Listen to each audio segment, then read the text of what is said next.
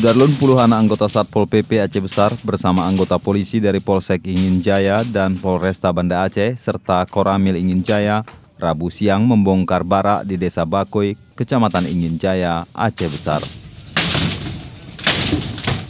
Asisten 1 Setdakap Aceh Besar Dr. Andes Mukhtar MSI selaku Ketua Tim Penertiban mengatakan pembongkaran barak tersebut berjalan lancar yang bertujuan untuk menghilangkan kesan kumuh di wilayah Aceh Besar.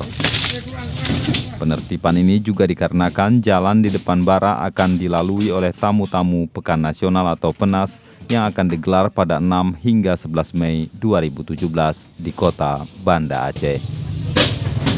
Dari Banda Aceh, Jamaluddin, Serambi On TV.